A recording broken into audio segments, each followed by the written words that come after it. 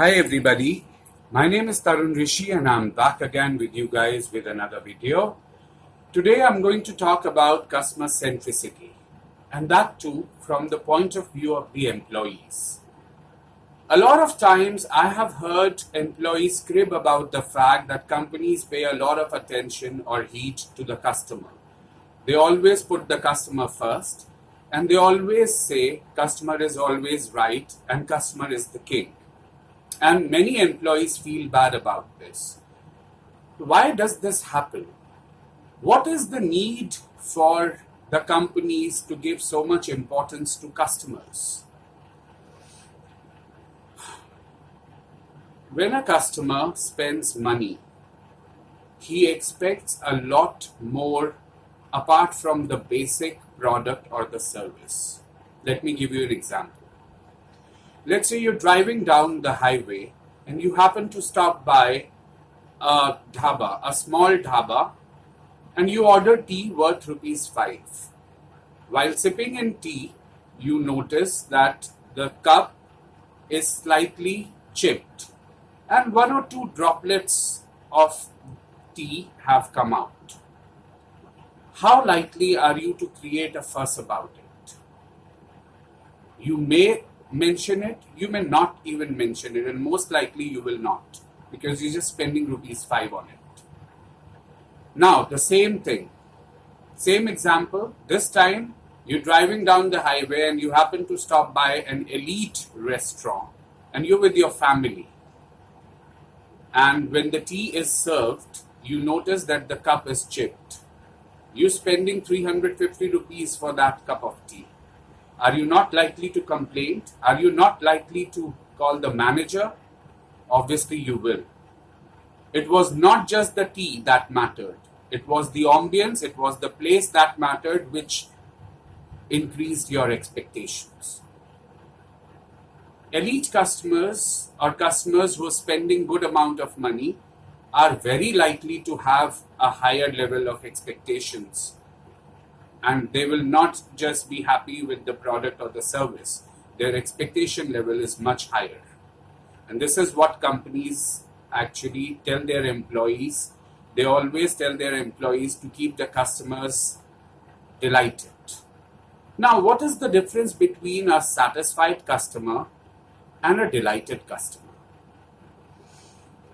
Let's say you go to a restaurant and you order a pizza worth 200, and while you eat the pizza you feel it is good enough and that those 200 rupees that you spent were worth it. This is the example of a satisfied customer. He may come back, he may not come back.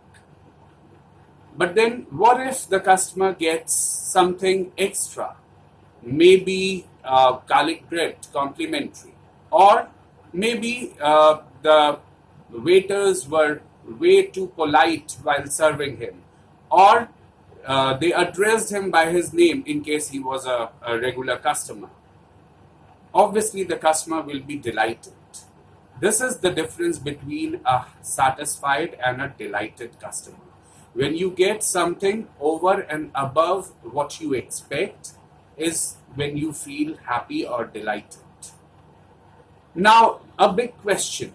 Is it always important to spend money to keep the customers delighted and to give them heavy discounts or give them complimentary products or services? The answer is no. It is not necessary. Customers can be kept delighted by doing even small little gestures. Things like wishing them on their birthdays or anniversaries, because all of us take the KYC form when we add a new customer. And it is the last thing a customer would probably expect from a company. Addressing the customer by his or her name. Small things, but they actually matter a lot. They go a long way. Why do you think it is important to keep the customers delighted? There's a theory which says a delighted customer or a satisfied customer is likely to recommend the product or the service to 3 people. While, on the other hand, if the customer is dissatisfied, he or she is likely to do a negative word of mouth publicity to at least 11 people. And research has proven that this theory is right. I'll give you a basic example. Let's say you go to a new city, and I recommend you to go to a particular restaurant. You may go there, you may not go there, depending on whether you have time, whether the pocket allows you to do that, or whether you have the inclination to do that. But then what if I tell you, in the new city that you're going to, you can go to any restaurant, but do not ever go to this particular restaurant because the food or the service is horrible. Do you think you will even try that? No.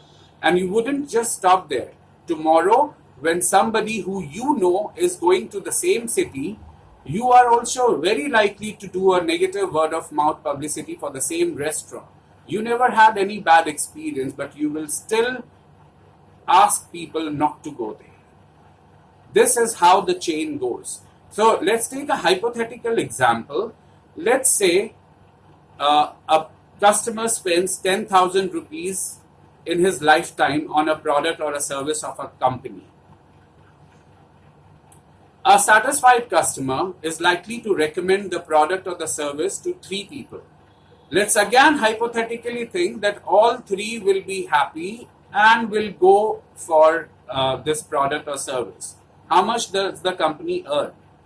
From 1, the first customer, 10,000, and the 3 customers that he recommended, 30,000 more. So total income is 40,000.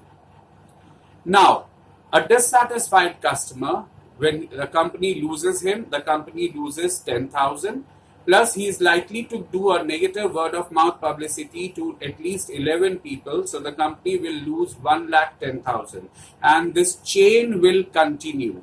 3 more versus 11 more. You can yourself calculate how big the risk is.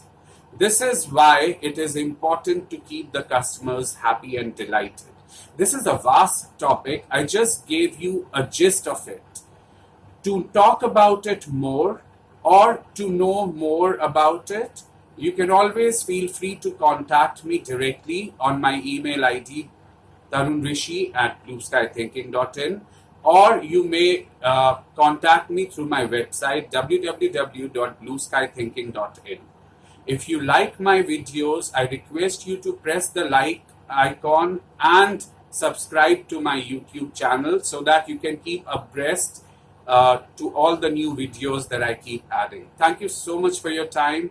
Have a blessed day. Take care.